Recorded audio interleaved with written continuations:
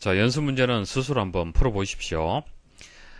자, 조금 전 설명드렸던 순서도하고 다른 점은 뭡니까? 자, 위쪽에 이제 큰 수를 판별하는 부분, 그리고 나머지를 구하는 부분, 그래서 나머지를 이용을 해서 분기가 이루어지는 부분, 이렇게 세 부분으로 나뉘는데, 나머지를 구하는 부분이 좀 다르죠. 자, 모두 함수를 이용하지 않고, 목이라는 변수와 나머지라는 변수를 직접 계산을 해서 나머지가 0이냐라고 판별하는 자, 그런 부분이 되겠습니다. 자, 이 부분을 우리가 초급 유형의 문제를 가지고 풀이를 할 때 다 설명을 드렸는데, 실제 시험장 가시면요, 기억이 나지 않을 수가 있어요. 평소에는 잘 풀이를 했는데, 시험장 가서 딱 막히는 경우가 있습니다. 자, 그런 경우는요, 너무 걱정하지 마시고, 시간은 많기 때문에 천천히 한번 생각을 한번 정리를 해 보시면 되는 거예요. 자, 일단 나머지가 0이냐라는 조건 판단이 들어간다는 것은 아시겠죠. 그래서 나머지를 이제 가지고 0인지 아닌지 판별하려면 나머지를 계산할 수 있어야 되잖아요. 자, 나머지를 계산하는 식을 알고 있어야만 여기 채울 수가 있을 거고요. 자, 목도 여기서 식을 이끌어낼 수가 있어야 됩니다. 자, 그럼 실제 한번 숫자를 한번 넣어 보는 거예요. 자, 15라는 숫자, 자, 12라는 숫자를 나눗셈을 했어요. 자, 그때 목이 얼마입니까? 목이 1이죠. 나머지는 얼마예요? 나머지는 3이죠. 자, 사람이 이렇게 쉽게 구하잖아요. 사람이 구하는 방식을 컴퓨터가 이해하기 쉽도록 다시 한번 정리를 해보는 겁니다. 자, 목을 어떻게 계산하면 될까요? 자, 15에다가 12를 나누어서 인트를 취하면 됩니다. 자, 왜냐하면 15에다가 12를 나누면 1. 얼마 나오죠. 여기서 1이 목의 역할을 하는 거고 소수점 아래 부분이 나머지 역할을 하는 거잖아요. 그렇기 때문에 정수 부분만 추출하면 되는 겁니다. 나누어서. 그래서 인트를 취하게 되면 정수 부분인 1만 추출이 되는 거죠.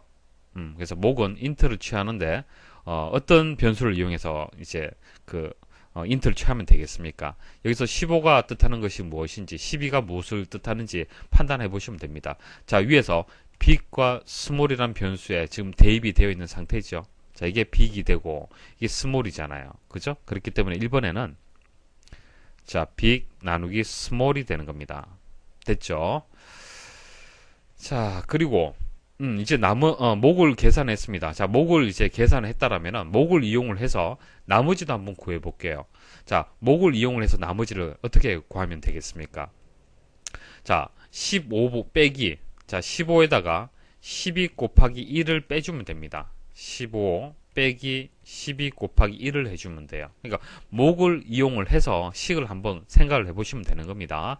자, 이렇게 계산하게 되면은 결과가 3이 나오죠. 그래서 여기에다가 큰 값, 15가 큰 값이 되잖아요. 그죠? 큰 값에다가 12가 이제 스몰 값이 되는 거고요. 스몰 되고요. 자, 곱하기 얼마요? 1은 여기서 뜻하는 것이 목이잖아요. 위에서 구했던 목입니다.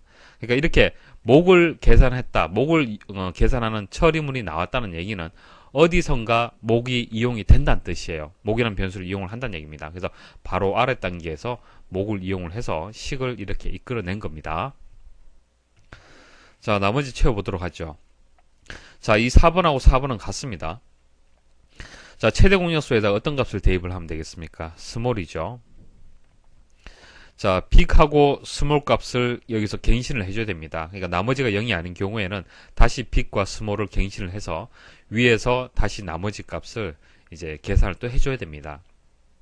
그래서 빅에다가 스몰 값을 이렇게 대입을 해주면 되죠. 그래서 4번은 같습니다. 같은 값이 들어가줘야 돼요. 그래서 순서도를 이제 크게 보신다라면 여기 스몰 들어가고 여기도 스몰 들어가고 여기도 스몰이 들어갑니다. 자, 그렇게 암기를 하셔도 좋습니다. 자, 그럼 스몰에는 어떤 값을 대입을 해줘야겠습니까? 나머지 값. 자, 나머지 값을 대입을 해주면 되겠죠. 자, 연습 문제 2번. 좀 어렵습니다. 한번 풀이해 보십시오. 자, 기사에서 2016년 1회, 그리고 2010년 1회 때 동일하게 출제가 되었습니다. 자, 문제를 보시면은 유클리드 호재법을 이용하라. 그렇게 나왔습니다. 자, 유클리드 호재법을, 여러분 암기하고 있어야 됩니다. 그래야만 이 문제 풀 수 있어요. 그리고 쭉 읽어보시면은 변수에 대한 자세한 설명이 없어요. 자, 두수 A, B다 라는 정도 설명 나오고, 자, 어떤 변수가 이용이 되는지 설명이 없습니다. 그래서 이렇게 변수에 대해서 자세히 설명이 없을 수도 있습니다. 자, 그리고 모두 함수를 이용하는 방법이 뭐 쉼표를 이용을 해서 이렇게 구분할 수도 있지만은 슬래시로 해서 5/3 하게 되면은 5 나누기 3이 되는 거고, 그때 나머지는 이제 2가 된다라는 그런 의미가 되겠습니다. 자, 순서대로 보시면요. 일단 크게 보셔야겠죠. 자, 첫 번째 단계가 되겠죠. 큰 수를 이제 판단하는 부분이 있고, 그 다음에는 이제 나머지를 구해서 나머지가 0이냐를 가지고 이제 분기를 해줘야 되는 단계가 있는데, 자, 두 번째 단계가 있는데, 두 번째 단계가 좀 애매하게 나왔습니다. 그 다음 세 번째는 이렇게 이제 분기가 이제 될 수 있도록 하는 단계, 이렇게 구성이 되어 있어요.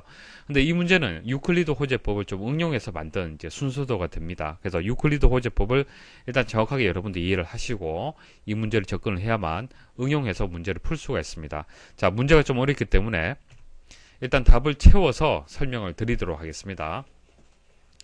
자, 일단 큰 수를 결정하는 단계에서는 간단합니다. 일단 A라는 변수하고 B라는 변수는 입력받는 숫자죠. 자, 입력받는 숫자를 가지고 A가 크다라는 것을 만족한다라면은 A가 이제 큰 값에 저장을 해주면 되고, B는 작은 값에다가 저장을 해주면 됩니다. 그래서 high라는 변수, low라는 변수를 이용해서 이렇게 저장하는 단계가 되고, 자, 반대인 경우에는 high에다가 B 값을 저장을 해주면 되겠죠. 그래서 1번은 쉽게 풀이가 될 겁니다. 자, 문제는 여기서부터예요. 자, 문제는 여기서부터인데, 우리가 알고 있기로는 나머지가 0이냐라고 판단을 하려면은 일단 모두 함수를 이용해서 나머지를 먼저 구해주고, 위쪽에서 구해주고 판단을 하는 그런 순서였죠. 자, 근데 그 판단도 R이 0보다 크다라고 조건문이 나왔어요. 자, R이 0이다 라는 것도 아니고 R이 0보다 크다라고 조건이 들어왔어요. 그래서 우리가 알고 있는 어떤 유클리드 호재법의 방식하고는 조금 다르게 지금 순서도가 주어진 거예요. 자, 하지만은 시험장 가서 이렇게 나온다 하더라도 절대로 포기하시면 안 됩니다. 어차피 여러분들 배운 내용들을 가지고 응용해서 나오는 문제들이에요. 그래서 고민을 하다 보면은 답을 찾을 수가 있어요. 자, 한번 차근차근 한번 접근해 보도록 하죠. 자, R이 0이다라고 일단 R이 1이다라고 초기화가 되었죠. 초기화가 되어 있는 상태이기 때문에 여기서 분기는 시킬 수 있습니다. 자, 어느 쪽으로 분기되는 겁니까? 자, R이 0보다 크기 때문에 이쪽으로 분기가 되겠죠.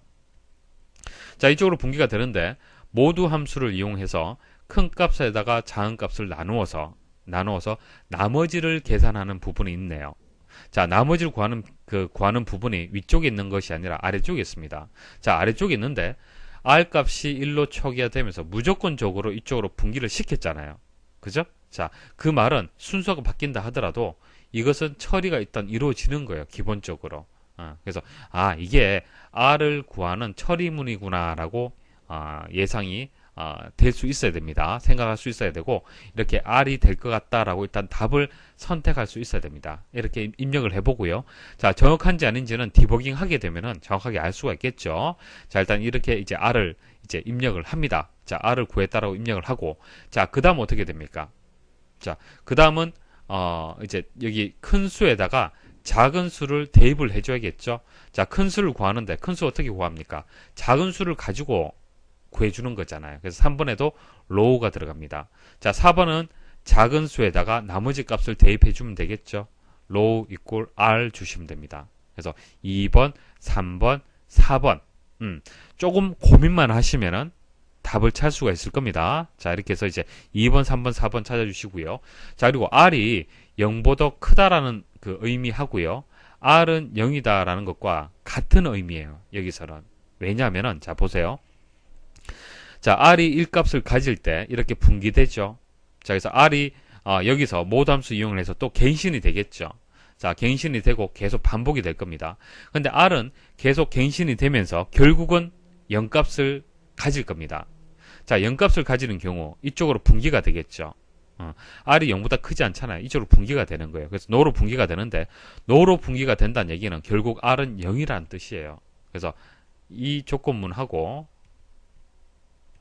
같은 거예요.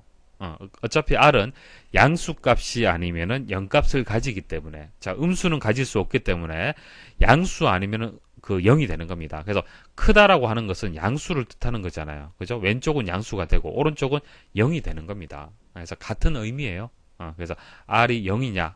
자, 0이 아니다라는 것은 양수를 뜻하는 것이고, 0이 맞다는 것은 여기서는 no의 의미를 가지는 겁니다. 그래서 이 조건문이나 이 조건문은 같은 겁니다. 같은 것으로 이해를 하셔야 되고요.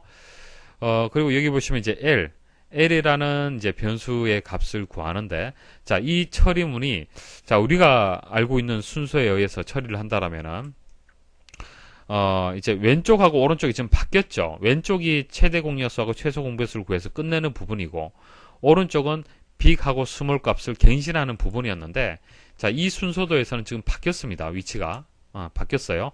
자, 그 큰 값하고 작은 값을 갱신하는 부분이 왼쪽에 있고, 자, 최대 공약수하고 최소 공배수를 출력하는 부분은 오른쪽에 있습니다. 자, 근데 프린트하는 부분 잘 보십시오. 하이하고 L을 출력하죠. 그럼 무슨 얘기예요? L은 뭐예요? L이 최소 공배수, 하이는 최대 공약수를 뜻하는 겁니다. 자, 그런데 하이는 뭐였습니까? 위쪽에서 우리가 계산할 때는 변수의 역할이 뭐였죠? 큰 수였잖아요. 자, 근데 큰 수인데 왜 이게 출력 단계에서 최대 공약수인 것처럼 출력이 이루어지느냐? 자, 이유가 있습니다. 자, 보세요. 자, 나머지가 0인 경우에 유클리드 호재법에서 최소 공배수를 구하는데 두 수의 곱에다가 최대 공약수를 나누어서, 자, 이 식이죠. 결국은 이 식인데, 이 식에 의해서 최소 공배수를 구하는데, 최대 공약수를 구하는 작은 수를 가지고 최대 공약수에다 대입하는 부분이 지금 빠졌잖아요. 그죠? 지금 빠졌는데도 정상적으로 이건 작동이 됩니다. 왜냐하면은, 자, 작은 수를 최대 공약수에다가 대입을 하는 거잖아요. 그죠?